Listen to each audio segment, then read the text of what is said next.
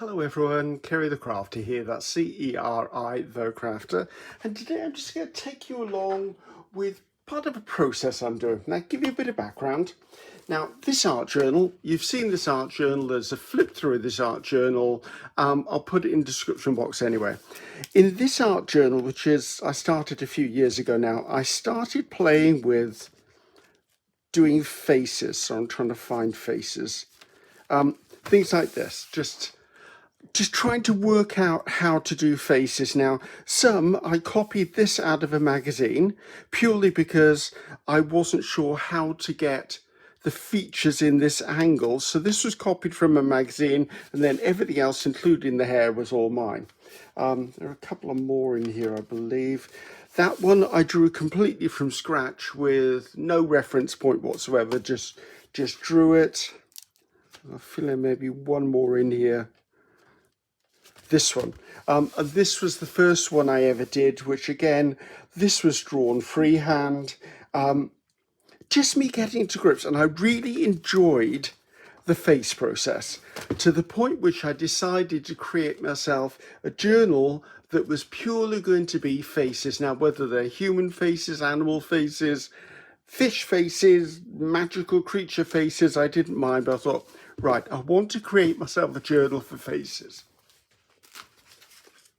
So I started this journal. Now, I'm not going to do a flip through of this journal. It's so far from complete. I don't want to do that. As I said, I like to create privately, and then when it's complete, I'll share with you. However, I do want to say a few things about this. Now, I struggle. I want to draw a face, and then I've got an art journal spread in front of me, and I'm like, okay, what face? If I do the face, what backgrounds? And I really struggle with getting started with that, which started to take the enjoyment out. So what I've been doing is I'm working all the way through this journal, and I'm creating backgrounds. And then what I found is once I've created the background, as I flip through, backgrounds speak to me. So let's see if I can find one for you. Okay. Right, this is a background I did with cleanup sheets on tissue and stuck it down. For some reason, when I looked at it, I thought of a sugar skull. So I'm going to do a sugar skull, you know, like the, is it Mexico or Spain? A sugar skull. Let's just accept it's a sugar skull. There's a couple more in here that I've marked up to, so I just need to find them. So I just needed to do something like this one. This to me just shouted tiger. So I put a post-it note in here so when I get to this page, or I find a tiger image that I want to copy, because there's no way I'm going to draw a tiger from my mind. I can copy, I'm not the greatest at drawing from my imagination. So as you can see, I create a background. Now, when I say a background, this is what I would consider the very first layer of a background. So onto here, once I find my tiger, and I draw the tiger face in. I'm thinking of doing two tigers because I like the symmetry of this. Then I might go, right, what other elements do I want to put in? Maybe I'll put patterning into the spaces. Maybe I'll put it into a jungle. Maybe I'll put it behind bars and make a statement about animals in captivity. So as you can see, I'm building up layers, colors. So I have this spread here. Now I've decided this is going to be purple. And I wanted to show you how I quickly make one of those base layers, not using collage, not using tissue, not using newsprint, just basically using paint and a brayer. So we're going to do that today, and I'm going to talk you through it as I do it because I need to do this spread. So I'm going to do this spread. So the first thing I'm doing is just putting a couple of cookie sheets under my pages, just so I don't get paint dribbling down onto other pages, because you know what happens then? They all stick together. So am I in shot? I'm kind of in shot. Now over to this one side, I've got two gel plates. Now these gel plates 100% of the time stay on my desk. I use them all of the time. This is a 3x5 and this is a 3-inch square. Very often I will use a 3-inch if I'm using a palette. as a palette, because then I know I just pick the paint off it or just wipe it off or put it onto arty paper. So that's what I'm using over here. That's what you'll hear me brayering on. And this is my 4-inch speedball brayer, which is what I'm using. The other things I've got here is I've got some baking parchment from my baking days. It's on a roll. This is how I use the paper to pick up and print paint on as well. But I wanted to work with purple. Now, if you're not understanding color combinations and what works well and what doesn't, I always recommend getting a color wheel. Now, this is something by So Easy, SEWEASY. Is there a website on here? I don't see a website on here. There isn't. This is a colour wheel meant for quilting. So what the quilter would do is they would put this over their square of fabric, match it to whichever one they wanted, then work out whether they wanted a complementary, a harmonic, a tertiary, a split complementary. They're all words you come across and we'll hear bantered around. But I use my colour wheel a lot, and it's one of the secrets to getting my colours correct. So I want purple, so we've got purple right by there. So I pulled in my box of purples. I only want about 4 colours. That's another thing when I do backgrounds. I keep the panorama of colours quite simple. I'm sure panorama is a wrong word, but you'll get what I mean. Right, so that's not a shiny purple. I quite like that one. Now I can look, so I've chosen that one. I can see what goes with it either side. So I think if I do that, is that too lilac? I don't want anything that's too far off it. I don't want that purple. I think I want this purple. It's got some metallic in it, and I also know it's transparent. Now, these bottles are, I bought bottles on the internet and re-put my paints into those because it was doing my head in, to be honest with you. Now, the complementary to purple is yellow. So I chose this colour yellow, which, if you look, fits perfectly in there. That's fine. And I wanted to throw something in to lighten it up, which I'm going to use as buttermilk, because I'm running out of that. I've got a brand new bottle, but I'm running low on that, so I thought we'll keep that going. So this is going to pretty much be my colour palette. Now, if I want to add a splash of something different, I might dip into this box here, which is pinks and reds and that sort of colour. But I'm going to reserve that decision until I see how this works out. So just part of my process, right? So let's give these a bit of a shake as I go along. Now, this doesn't take a lot of paint. It is quite quick. And all I could say is, if there's a word of advice, it's less is more. I don't care if parts of my background are showing through. Usually they're not, but if there are patches of my background showing through, that's okay, because remember, this is the foundation layer. So the areas where the background's showing through, I may draw the head or the face on the top of it. There may be a saying or wording on here. I may come in with stencils or stamps or texture pieces. I might put tissue on here. This is purely building a foundation to get rid of the blank page. Now, I'm not going to be able to show you me brayering stuff out on here, but I am going to show you roughly the amounts I put out as I put them out. So as you can see, that's a reasonably fluid paint, but I haven't put a huge amount down on it. Okay, and I'm just going to come in and I'm going to work my brayer along it. I want to cover my brayer, but I don't need to overload my brayer. Okay, so I've got stuff on my brayer, and I'm literally going to come in and I'm going to do things like I'm going to create almost a square, just the way I do it. Now, if I run out of paint, that's totally fine to me. It also doesn't have to be a square. It can be part of a square. It can be part of a rectangle. Now, I do kind of conform to the rule of threes, purely because it's a starting block. Now, if I've got something left on here, I don't mind that it's on there. I'm going to pick this up, and I'm probably going to come in and drop it down somewhere just to fill in spaces, should we say. I'm not worried about those bits. I will probably cover them up. So, and on to the next colour. Now, I've started with the darkest colour. I will work my way to the lightest colour. Also, I will go back to previous colours should I choose. So this is this pearl or iridescent one. So it's quite a pinky purple. That might be quite nice, actually. A little bit more of that. I'm liking that.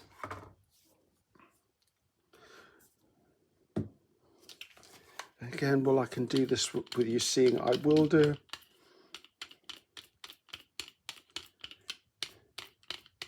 Right, so I've got it on my brayer. Now, I'm not going to try and go over areas I've already been. So I'm just going to come in and again put in patches. It's a lot like making quilt blocks.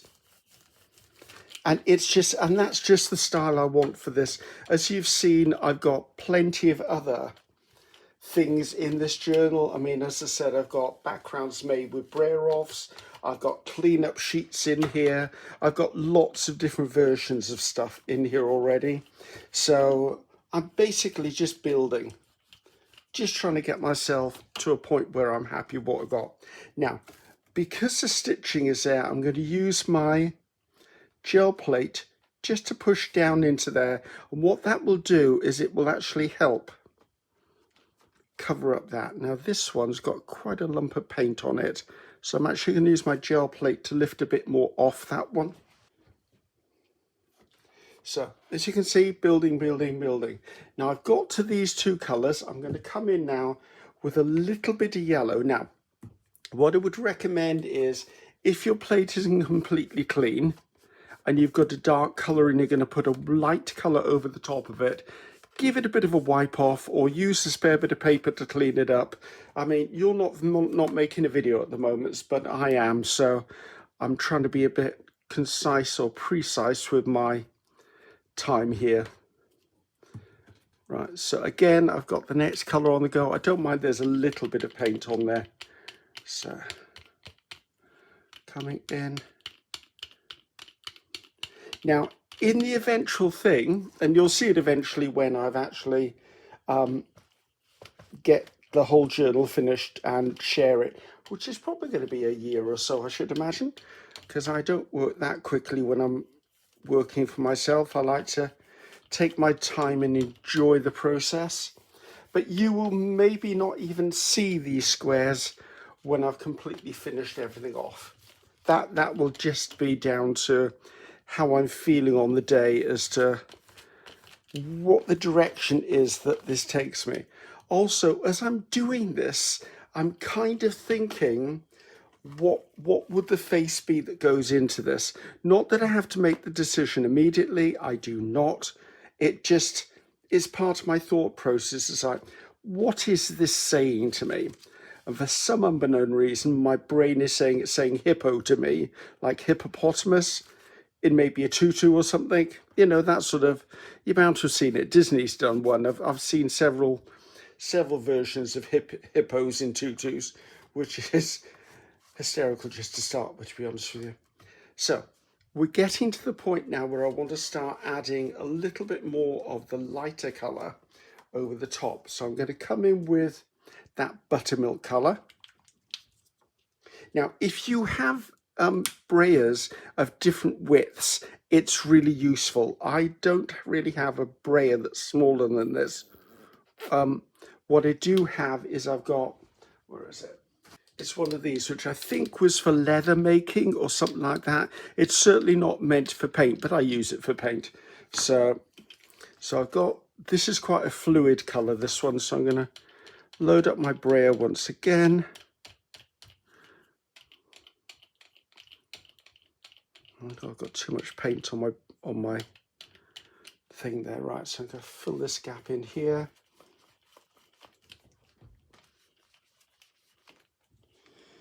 Maybe come over here. I like the ruggedness of the overlap. Like, I love this textural thing that goes on.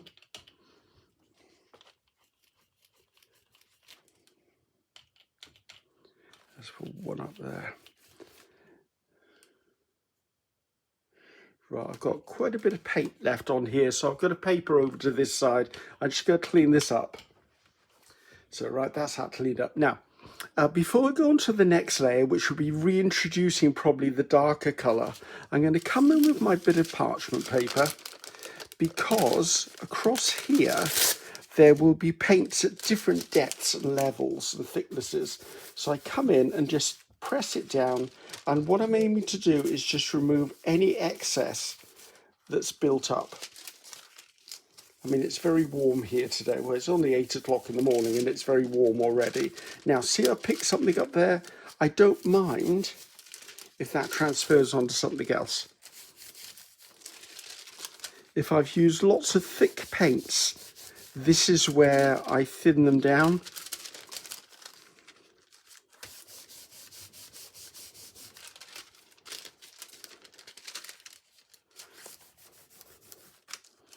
Right, I think that's okay. So I want to come back in now, and I'm going to come back in with the darker one. I think I'm going to use my smaller brayer this time. I need to actually buy a small brayer. I know they do them. I just, you know, when you're busy shopping online, I just always forget that that's something I want to add. So I need to get one. I think it's probably about 1.5 inches to a 2-inch brayer, that. Oh, 1.5 inches, there you go, that's a good guess. So I'm just going to put some paint on here.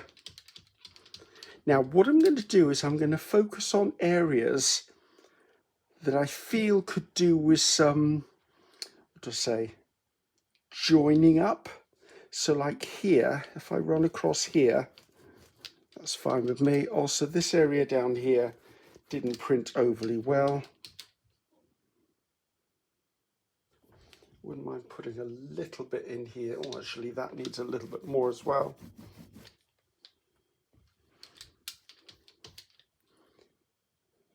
And maybe a bit by there. I'm just going to pick up this plate and see whether I can just fill in those stitch lines. This is always a hard bit about working in a stitch journal, is trying to cover up your area of stitching. If you were, or actually it's not even the area of the stitching, it's the seam. That's sometimes why I enjoy using one that's ring bound or spiral bound. The only trouble with that is you've then got a line right down the middle. Okay, I'm trying to think, do I want anything more in here? Because I did mention I might want to put a pink on here, but I'm quite liking where I'm at with this. Now what I want to do here is I want to come in and I want to add some white, I'm feeling. I'm just going to take regular opaque white, put a little bit down on my plate, and then what I'm going to do is I'm going to brayer this out quite roughly, leaving some on my brayer, and then I'm going to use this to pick the paint up off here, and then I'm going to press this down onto there, so that hopefully will explain what I'm doing here. I'm just laying patches of it down, and then go back and reload my bit of paper. Now it's beginning to get thin, so I can load my plate up again.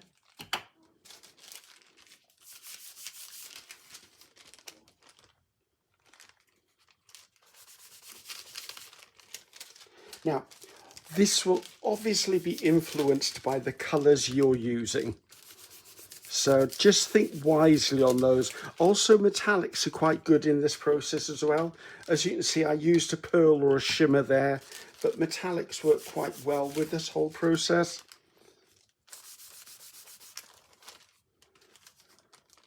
That bit there is really bothering me for some reason.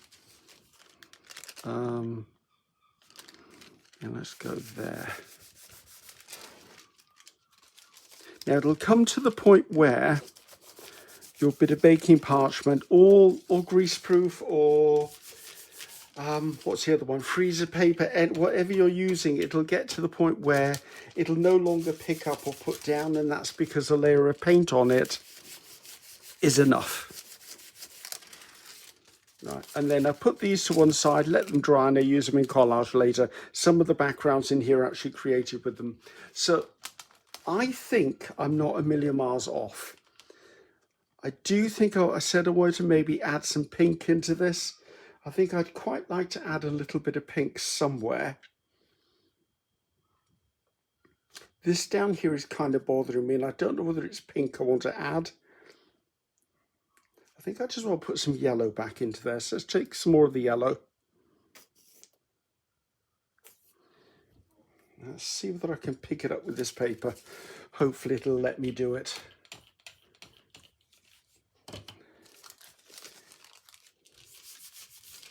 Let's come in and add a patch of that in there. That's it. And this is still bothering me. I just don't seem to be able to eliminate that. Well, I have now.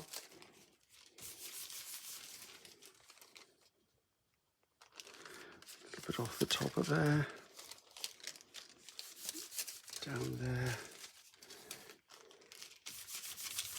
Now, I often get comments that, Ceri, you're really good at choosing colours and putting stuff together. Thank you for the compliment. That doesn't go as a given, do you know what I mean? However, what I would say is I'm reasonably good at doing this sort of stuff with colours and balancing my work because I've been doing it a long time. What I would say is if you're just starting out and you're wondering, oh, how would I do that and how can I do this? Get an image, maybe on Pinterest, or if you've bought a paper pad or a 12 by 12 pad, open the page and put it to one side and try to duplicate it. And I don't mean duplicate it exactly, but look at where the designer of that page has put patches of colour. And maybe wherever they put texture, and wherever they put pattern, and wherever they put line, and wherever they put text, and work with the biggest areas first, work into the smaller, and try and duplicate it. I mean, it'll just be inspiration for you, but it will help you look at things in blocks of areas and shapes and balance. Look at those things, and I can assure you, you will, after doing it 1 or 2 times, or maybe 3 or 4 times, you'll get into the habit of going, right, the format for me is there, that's one colour. There, that's another colour. There's another colour. Right, and I need to put pattern. You will find a formula that works for you. And then when you get working with your own formula, you'll find one day you'll go, I'm going to go there. I'm not going to put another one. And it will free you up entirely. But it's our fear of doing it wrong is what holds us back. And to be honest with you, there's no right and there's no wrong. So do what you want to do, but there's an element of confidence in producing something like this quite quickly as a foundation color page. Okay, guys, so have a go. There's no shame in pulling up someone else's and copying it. Like, okay, for example, this is on your screen. Screenshot it. Try and duplicate that. You don't have the same colors. If I was to do my own pieces from here, if I turn this color into blue, this color into turquoise, this color into green, you can use the same formula every time until you get your confidence up and you can do it. And you can do it. So I think at that note, I'm going to say thanks for being with me. Let's slip these out of the way so you can get a cleaner view of, I've taken my minor out. That's going to have to go back in. Hopefully you enjoyed that. That just gives you an idea of how quickly I'll create a background page. And when you see the eventual piece down the line, you'll see that maybe this has been stamped over, textured over, collaged over, that there may be bits of it still showing, there may not be. I don't know where it's going to go, and I don't know what it's going to do. It might even be a dancing hippo, or it might, I like the pink, it might be flamingos. Who knows what I'm going to come up with. So I'm Ceri the Crafter. That's Ceri the Crafter. Until next time, goodbye now.